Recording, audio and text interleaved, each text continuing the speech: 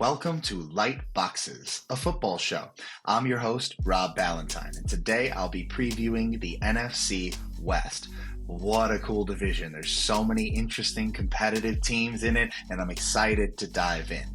My goal on this channel is to help you think outside the box about the NFL and give you different perspectives you might not be getting elsewhere. If you enjoy my content, please consider liking videos, subscribing to the channel, sharing videos around. Doing all that really helps me get my content out to more NFL fans just like you, so it would mean the world. With that out of the way, let's dive into the NFC West.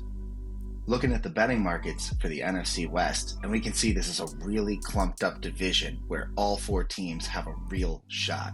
When we looked at the last four divisions, all of them had a team at the bottom with greater than plus 450 odds to make the playoffs. Again, when a number has a plus in front of it, the greater that number is, the bigger the payout, because the book is saying it's less likely to happen.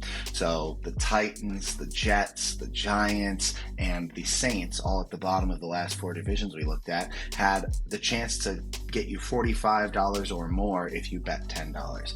If the Seahawks make the playoffs, you're only going to get $19.40 on your $10 bet. The books are saying the Seahawks are legitimate, even though they are the worst team by predictions in this division.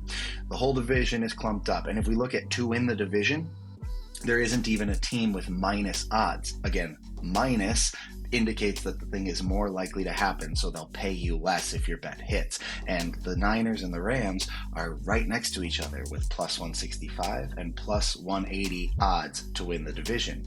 The Niners have a 10.5 win total, but they're to go over that number is minus 110, while the Rams are just a win behind, but they are more likely to go over because they have a bigger minus number.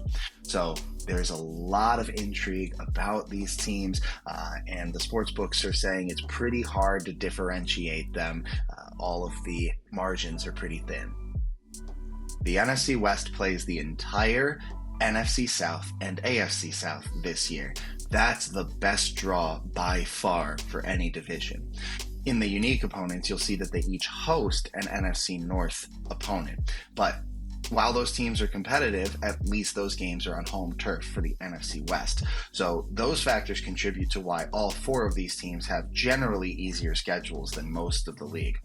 But the Niners have it even better. You'll see that on the road for their unique opponents, they're playing the Giants and the Browns, whereas the Rams have to go to the Eagles and the Ravens. That's incredibly tough, and that is the slight distinction between the Niners having one more win in their win total and having slightly better odds to win the division and make the playoffs. Those are the margins for those two teams. But before we dive into the Rams or Niners, let's start, as we always do, with the team with the longest odds. The Seattle Seahawks won 10 games last year, and they were a mere tiebreaker away from winning the NFC West. They retained head coach Mike Macdonald, who I like a ton, and they upgraded an offensive coordinator. Ryan Grubb, last year's offensive coordinator, was completely outmatched, and while there are some question marks about Clint Kubiak, he's at least shown an ability to lead cohesive offenses in the NFL. So it's weird that their win total dropped so far, and it really reflects how out many people are on Sam Darnold, their new quarterback, especially relative to Geno Smith, who they let go. They traded Geno Smith to the Raiders. They also traded DK Metcalf, their top wide receiver, to the Steelers. So in general, this roster is being refreshed, and with Darnold, who, while good, is probably a step down, that's what's leading to people not believing as much in the Seahawks. Plus, again, this is a competitive division. Someone has to be at the bottom. But I believe heavily in Mike Macdonald, the head coach, as a defensive designer. This defense could be nasty, and the timeline to his stint in Baltimore is really similar. He was the defensive coordinator there for 2 years, 2022 and 23. 23 is when the defense really took hold, and that's what led him to being head coach the next year. Now he's been in Seattle for a year. He's entering his second year. His defense is complex and nuanced, so it's good that he has had time with most of these players, and I expect it to look better, even better than last year, because last year it really showed some flashes in the upcoming year. And a lot of the core tenets of that defense from a roster perspective are in place. Now, Devon Witherspoon probably isn't quite as good as Kyle Hamilton, but they're both movable, high tackling, high force defensive backs that can be everywhere for you.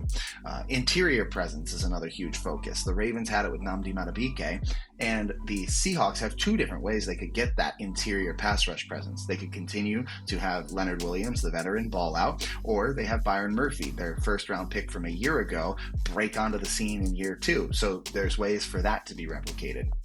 Ernest Jones played really good linebacker last year. It's probably not Roquan Smith, but again, there's shades of that there. And edge rush might not be the strongest position on the Seahawks, but it wasn't the strongest position on the Ravens either. Mike Macdonald always got better play out of players on paper who you wouldn't think would be great pass rush presences. So I love where this defense is at. I believe in Macdonald to elevate it, and this defense will need to play really, really well in order to keep the Seahawks in games and exceed their win total. I don't believe so much, though, in how this pass-catching group is constructed. You let DK Metcalf go, and Tyler Lockett was getting old, so it's understandable to have released him. But Jackson Smith-Njigba is a really, really good player, and he's best in the slot. They signed Cooper Kupp, an older veteran. He's best in the slot. They draft Elijah Arroyo, a rookie tight end who's not much of a blocker. He'll be in line sometimes, but guess where else he'll be? The slot. It feels kind of redundant. And then if you think of who's on the outside, they're relying on Marcus Valdes-Scantling, who is very limited as a player. He's just a deep threat with inconsistent hands. And a rookie, Torrey Horton, who I really like, but is coming off an injury in his final season of college. And rookies take a little while, especially when they haven't been fully healthy through their offseason. So there's the makings of something if JSN really leaps into being a superstar, which is on the table, but I don't really get how the pieces complement one another, how you're expecting to have people winning their routes on the outside, how you're expecting to be explosive as an offense without just relying on the absolute best outcomes of each player. That feels like a risky bet. I'm fascinated to see how head coach Mike Macdonald and the new quarterback Sam Darnold are supposed to fit together, because cohesion between these two entities on your football team is one of the most important indicators of success. In this division, the Los Angeles Rams are the gold standard of this principle with head coach Sean McVay and quarterback Matthew Stafford. Sam Darnold earned his contract. Let's be honest. He did earn a payday this offseason. He played well enough in 2024 with the Vikings to get his 3-year, almost $100 million contract with the Seahawks. But a lot of the way in which he earned it was cohesion with Kevin O'Connell, the head coach and play caller in Minnesota. Kevin O'Connell's a former quarterback himself, and he knows how to nurture the right habits and create the right environment that says, okay, I understood why you made that mistake. Let's fix it. Let's not make it again. And Sam Darnold can be a mistake-prone quarterback. He's volatile. He doesn't react very well to pressure. He's a gunslinger. His really fantastic arm will allow him to try tight windows, and sometimes those tight windows aren't really there. Kevin O'Connell in Minnesota took that trade-off. Will Mike Macdonald, a defensive head coach, handle that well? Will he be okay extending a long leash to the quarterback in the way that Kevin O'Connell did? I'm just not sure. Defensive head coaches generally don't like that. They want ball control. They want ball security. They want really simple play that doesn't put the ball in harm's way. It's not that Mike Macdonald's a stick in the mud about this, but I'm worried that his patience for Sam Darnold's style of play is a lot less than what Kevin O'Connell had, and therefore really could put a limit on the success of the offense. But I'm also fascinated to watch it because Mike Macdonald's young, and maybe he will take the right approach to maximizing Sam Darnold. My favorite draft pick the Seahawks made was Jalen Milroe, the quarterback out of Alabama, in the late 3rd round. This was an awesome pick. No, I don't think Jalen Milroe means anything for the success of this team in 2025. He is extremely raw as a quarterback. He's frankly not a very good passer yet, from a technique standpoint, from a reading defenses standpoint, all of it. But he is uber athletic, and most importantly, his work ethic is renowned. you could see him taking a similar path to Jalen Hurts. Jalen Hurts was a second-round pick by the Eagles, and you got Jalen Milroe on the Seahawks almost twice as late as when the Eagles took Hurts in the 2020 draft. So huge upside here. And if you're scared off by a super athletic quarterback who can't read defenses and isn't a very good passer, you're probably thinking of Anthony Richardson with the Colts. But Richardson was picked with the 4th overall selection, and his work ethic is in question, whereas that's not really the narrative at all with Milroe. So while I don't expect Milroe to do anything this year, I loved this pick because of what it could mean for the future, especially if Sam Darnold doesn't really pan out with the Seahawks. Hopefully you can bridge the gap to Milroe, having given him time to learn NFL offense, and maybe he's your future. For each team, I'm going to highlight what I call the fulcrum. It is the player or person or unit of the organization that most determines the success or failure of this team in 2025. And it's definitely not Jalen Milroe in 2025. For the Seahawks, it's their offensive line, how it impacts their running game, how it impacts their pass protection, all of the issues that were a huge problem in 2024. John Snyder, the GM, has taken a really laissez-faire approach to building the offensive line, and even when he picked Gray Zabel out of North Dakota State this year in the first round, he was sort of cavalier about look, I did it. It was almost performative, that pick. Now, I think Zabel's a good player, but the offensive line was dreadful in general, and they're counting on development from center Olu Oluwatimi, from right tackle Abe Lucas, and for continued good play and health from left tackle Charles Cross. Any of these dominoes fall, and the depth behind them is pretty iffy. Sam Darnold needs pass protection in particular. He reacts poorly to pressure. And you have talented running backs in Kenneth Walker and Zach Charbonnet who need good blocking to be maximized. So the offensive line is absolutely the linchpin, the fulcrum of the 2025 season for the Hawks. For the Seahawks and their 7.5 win total, I lean the under. I won't be surprised at all if they go over. I really won't. There's a lot of elements of this team I like. The defense is going to be competitive. Sam Darnold is a good quarterback, even if he's not very good to great. Clint Kubiak should have some nice ideas on offense, but there are too many holes for me. I don't see how the pass-catching group is going to be explosive. I don't really see how the offensive line is going to take a huge leap this year. They might be building something for the future, but I don't see it all gelling right away. And I also just really believe in the other 3 teams in this division in a way I can't quite get there about the Seahawks. So that's the prognosis. I'm going to go slightly under, probably 7-10, but really fun, interesting team to watch. Talk about teams I believe in much more. I'm borderline irresponsibly high about the Arizona Cardinals this year. I think there's so much to like, and we'll get into that, but part of it is the stability. The entire staff is entering year 3, and they've been methodical about how they've built this team. I've really loved the way Monty Austinfort has drafted, the way that he's traded around to collect more assets, the way that he's focused on premium positions. I'm a big fan of what Monty Austinfort has started to build. Jonathan Gannon can be a little cringy in certain spots, but he's a pretty good coach, and the building really likes him. And Drew Petzing shows promise. Nick Rawlis seems to be a good extension of Jonathan Gannon, so a lot to like, and let's start it off with this defense. Yeah, you heard me right. I'm talking about the Arizona Cardinals defense as a good unit. That would have been blasphemous any of the past few years, but they're looking pretty good right now. I love all the roster moves that they've done. Let's start with the signing of Josh Sweat from the Eagles. No, Josh Sweat is not an elite edge.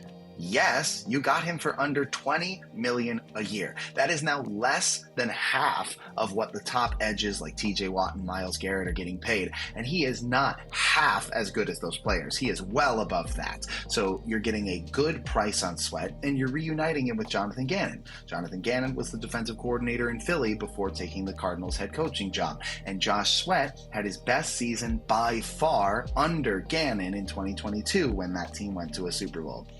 Josh Sweat has still played well enough to earn this free agency payday, but not so well that you have to break the bank for him. So that was perfect timing and a really cool reunion.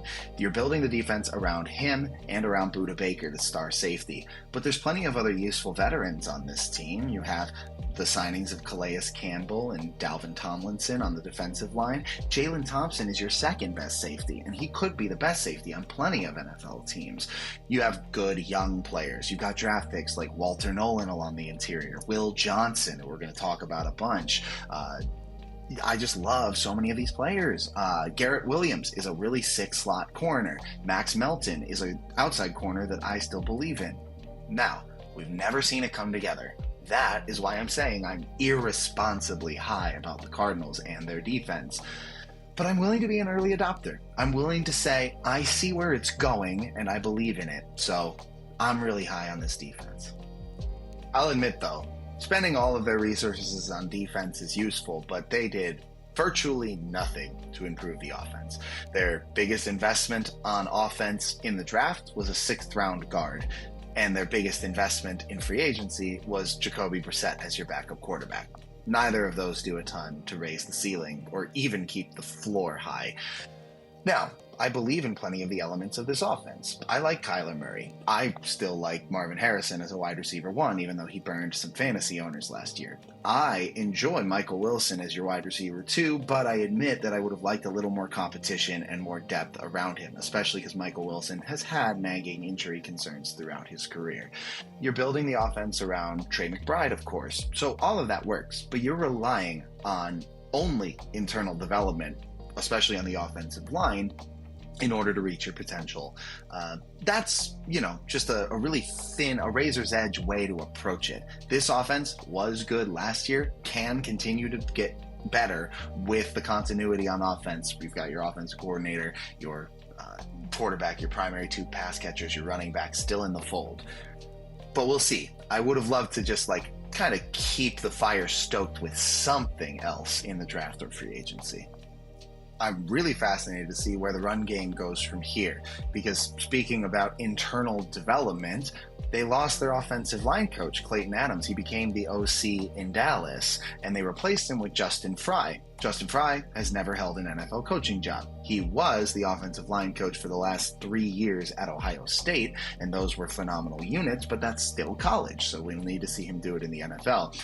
Usually offensive line coaches have a big impact on how successful the run game is in general. Not always. Maybe that burden falls to Drew Petzing. Maybe that's the straw that stirs the drink in Arizona. But usually you need good offensive line coaching, and hopefully Justin Fry can be that, because these players need to continue to get better, as well as where's the transition at running back? Is it now? Is James Conner going to start falling off this year, but second-year player Trey Benson is going to ascend? If those timelines make sense together, great. If James Conner stays good, also great. But what if James Conner falls off, yet Trey Benson doesn't improve the way they hope? Those are all possibilities. So really interested to see those elements of the run game and how they use Kyler Murray in the run game, because you still want to keep Kyler Murray healthy. He's a weapon. He's an amazing runner, not quite a Lamar Jackson or Jaden Daniels level runner, but a really, really good runner. At the same time, you don't want to put him in harm's way too much, especially because he's quite undersized. So we'll have to see what this run game does. That's usually been what the Cardinals offense has leaned upon, and there's a lot of moving parts in that way. Some continuity, enough continuity to believe in it, but not enough to say it's definitely a linchpin for this team. My favorite draft pick of the Cardinals by far was Will Johnson in the 2nd round. I actually loved Walter Nolan, the interior defender, in the 1st round, but getting probably your number 1 corner for years at pick 47 is a steal. Obviously, he fell due to concerns about the health of his knee, and those are real concerns.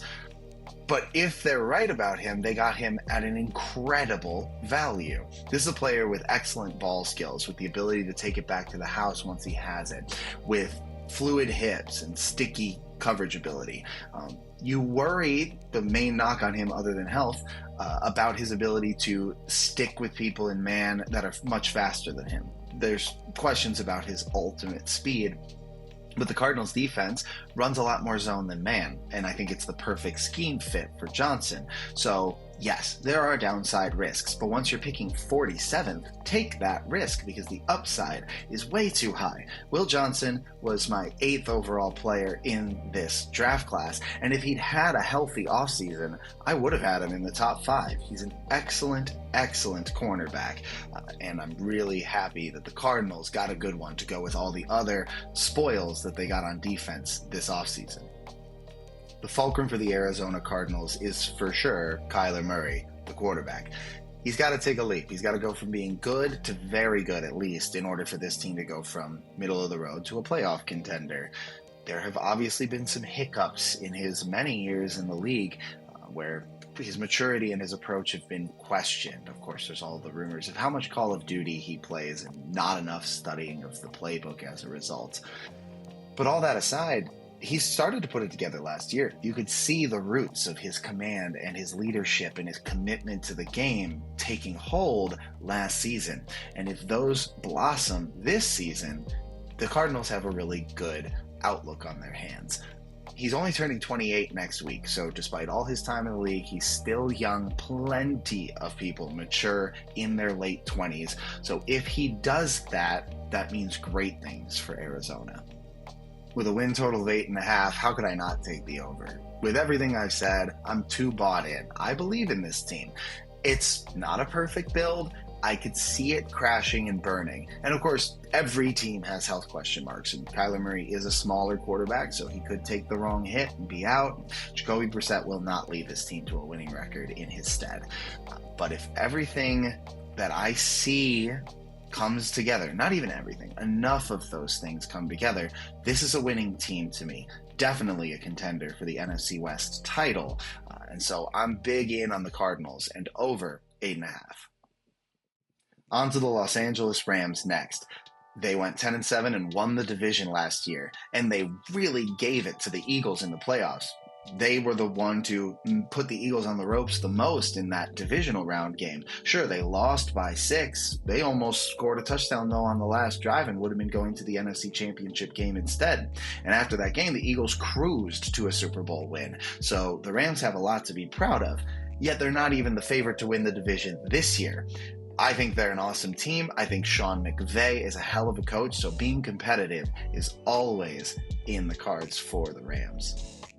And the biggest thing about the Rams that I believe in is this passing game. Woof, what a unit. Coordinated by Sean McVay, quarterbacked by Matthew Stafford. And then these weapons are so beautifully interchangeable. The fact that you can have a star like Puka Nacua, you can have a former star who's still really, really good, could be on his last legs because he's 32, but him being Davante Adams. And then you have good role players like Tutu Atwell and Jordan Whittington. All of them can win on the outside and in the slot, so it becomes a nightmare for hunting down matchups and how defenses are going to handle all of that talent. You lose some things in run game blocking by receivers. Cooper Kupp and Demarcus Robinson had better functionality at that than Davante Adams, who's just not really going to do it, and Tutu Atwell, who's undersized. But that trade-off is you have a versatile receiving core with a lot of winners who all have the ability to be good with Matthew Stafford. So that is what this Rams team is going to hang their hat on, is that passing attack. Now, the exact opposite is true of the secondary. It's a unit with pretty much no stars. Nobody I project to break out to be a star. I could always be wrong, but there doesn't seem like any high upside on that unit, and there's a pretty low floor, especially because secondaries get injured at a higher rate than most units in general. There's a position of attrition. There's not a ton of depth, so pretty worried about that unit. However, all good teams, almost all of them, have some part of their roster that's a bit deficient. Let's ignore the 2024 Eagles. Most good teams have a unit that they are protecting. And the Rams have the defensive line talent to protect against a bad secondary. So it's a weak point. It's something I'm watching and seeing how other teams will attack it. But they probably can mitigate the issue with their defensive line. Now, I'm really interested to see how this defensive line does in run defense specifically. They're already a really good pass rushing unit, and they should continue to get better because Jared Verse is already a budding superstar going into his second year on the edge. Kobe Turner, Byron Young, they give you some good pass rush, and so does Braden Fisk. But Braden Fisk is not very much of a run defender. And when he is a run defender, he really only does it as a gap shooter and with timing. He doesn't eat blocks very well, and so as an interior player, it doesn't really help out his teammates much from a run defense perspective, especially any down that's not a defined pass rushing situation. So they signed Poona Ford. Poona Ford is a massive block eater. He's short, but he's huge, and he's really, really good at maintaining the point of attack and stopping the run that way. How does that unlock Braden Fisk? Can you keep Braden Fisk on the field now, because at least he's not a liability in that way, and he's going to have fewer blocks to work through and fewer offensive linemen to hold off because he can kind of jet around Poona Ford? Or will that not manifest? So that's one of the biggest things that I'm looking forward to, is how they play off each other. What's the symbiosis between Poona Ford and Braden Fisk on the interior? Yes, you have Kobe Turner as an established presence next to them, but this is the interplay I'm watching most. My favorite draft pick of theirs was running back Jarquez Hunter from Auburn in the 4th round. Freaking love this player. He runs with an FU mentality. He is extremely patient, but not too patient. He's not sitting back and waiting. He's got really good timing. He also has a torso kind of like a Steadicam. That's what I see when I watch him on tape. He just kind of always has his torso centered no matter where the contact is coming from, and it allows him to pick up more yards than you'd expect. He was a 4th round pick for a reason. He's not the most creative in the open field at avoiding tacklers. He's not very useful in the passing game yet. He does a lot of body catching instead of hands catching. But I like him so much. He's known for his high character and his work ethic and his presence in the locker room, so I think they brought in a good one. And I think you needed a bit of competition in that room. Blake Corum is good, but he had a lot of tread on his tires in college, and he hasn't really put it together yet so far in the NFL. And your star, Kyren Williams, I am a little worried about the tread on his tires too, and that you need to not have such a high snap count for that one player. He's very good, but I want to have insurance against that, and I want to have a future at running back.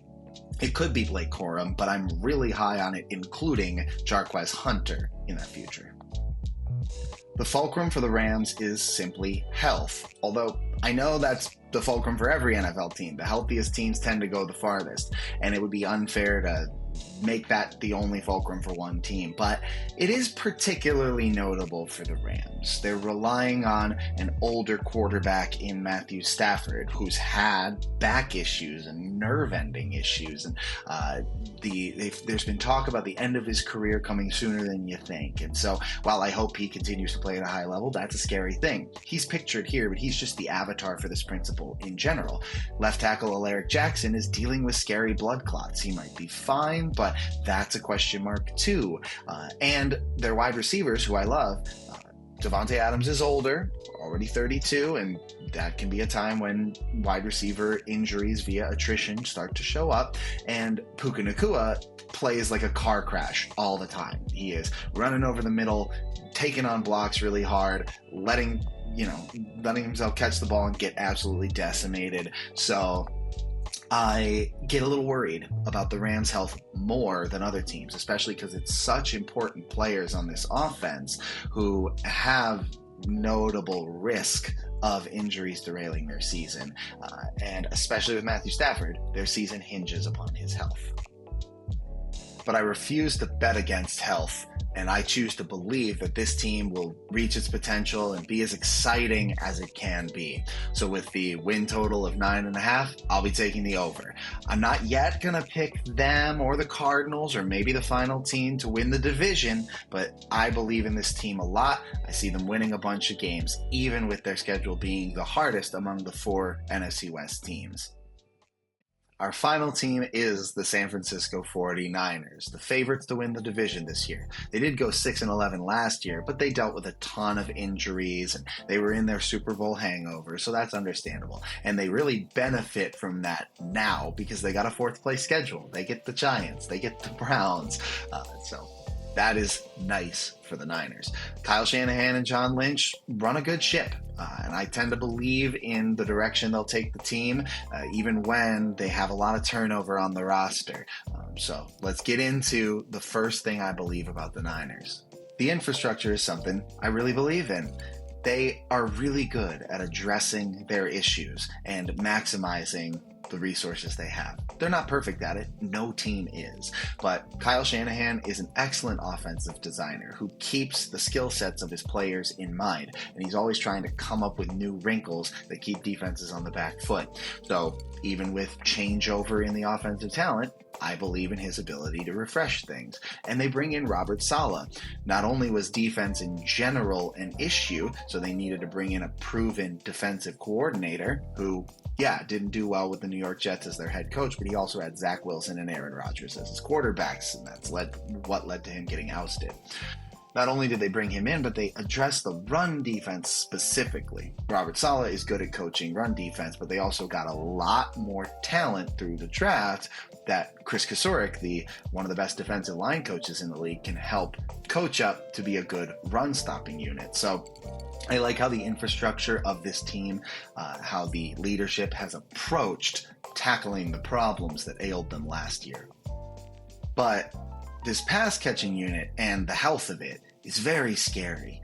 While I believe in Kyle Shanahan, it's going to look a lot different because Brandon Ayuk is on the PUP list and won't be back for the start of the season, it seems. They've said we don't even have a concept of a plan for when he's coming back.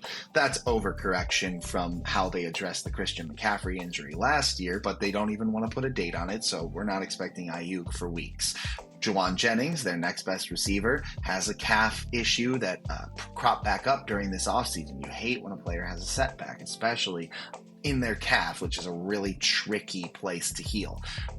You've got Ricky Pearsall, who wasn't healthy but has now been activated, but you still don't know how quickly he's going to be up to form. And I count Christian McCaffrey as a pass catcher. That's one of the most vital usages of Christian McCaffrey, and he didn't have a healthy season at all last year. He played a couple of games. He was around, but it was a roller coaster of emotions, especially for the people who drafted him number 1 overall in fantasy leagues last year.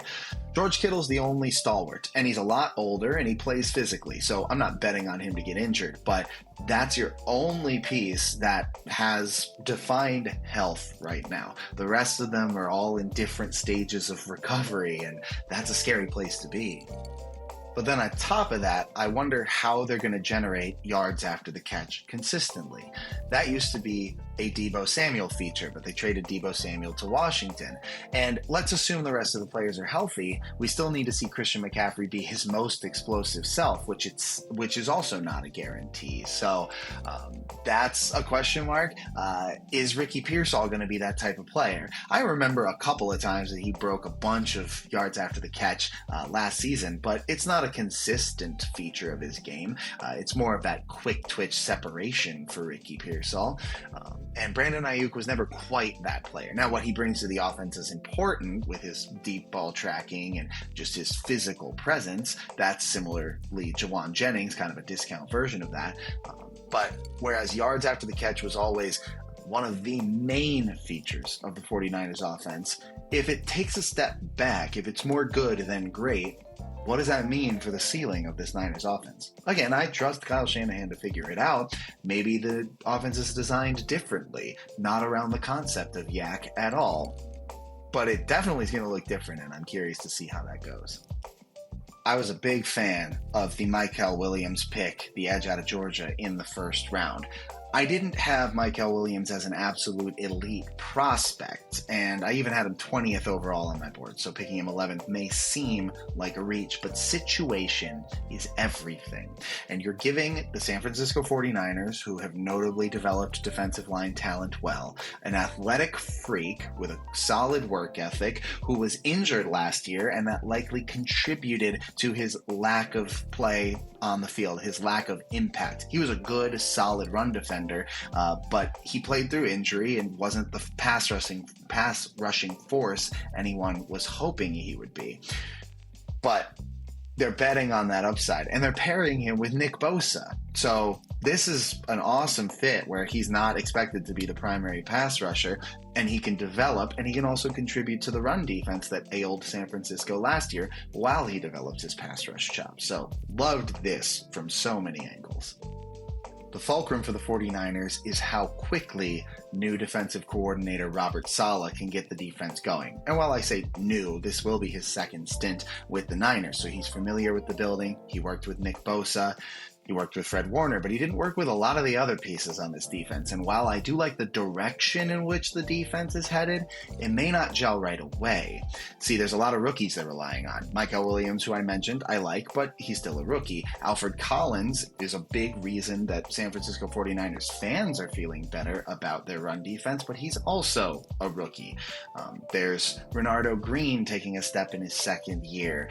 There's D. Winters being the foil next to Fred Warner that Dre Greenlaw was in the past. Can he elevate to be that solid starting linebacker next to Fred Warner? There are still a lot of questions. I tend to believe in the approach, but how quickly it comes together matters. Their schedule's easy, so they may be able to put it all together quickly, but I wouldn't guarantee it either. So that's what I'm calling the fulcrum for the 49ers. The defense has to gel. The offense also has to gel. We already talked about the health issues and plenty of aging veterans being relied upon. So I'm going to take the under on 10.5. And I won't have the Niners winning the NFC West. I'll tell you who in a bit. But I like the Niners. I like it's not a rebuild. I like the retool that they've done, all those terms, but you know what I mean. They didn't completely bottom out, nor will this team ever under Kyle Shanahan. But I'm expecting some growing pains. I'm not expecting everything to come out the gate at firing on all cylinders with this 49ers team. So I will say they're a 9 or 10 win team. I will say that they're probably a wild card team unless there's a couple more injuries or something. But I'm not picking them to win the division, and I'm not picking them to go over 10.5. Well, it's down to the Cardinals and the Rams for the division win. They happen to play Week 18, the final week of the season in Los Angeles to determine the division. I think they'll both be 10-6 going into that game, and I will do it. I'll take the Cardinals. I'll say they win that final game, go 11-6 and win the division, with the Rams 10-7 and still a wild card team. But I also won't be surprised if it goes the other way. Those are my two teams in this division. They're both going to be fighting it down to the end because I really believe in the Cardinals coming together in the ways that I'm seeing, and I just think the Rams are already a great team. The Niners will still be up there, but I think they need a little more time to get back to full power, and the Seahawks, while interesting, while competitive, I don't think we'll quite get there. That's my read on the NFC West. Thank you so much for watching this video. If you've enjoyed your time here, please like the video, please subscribe to the channel, please share it with someone. All of these things help the algorithm put my videos out to more NFL fans like you. We're next going to be covering the AFC West, which is also an awesome division, and then we'll do both of the Norths after that. Thank you so much for spending your time with me. This was Light Boxes. I'm Rob Ballantine, and I'll see you soon.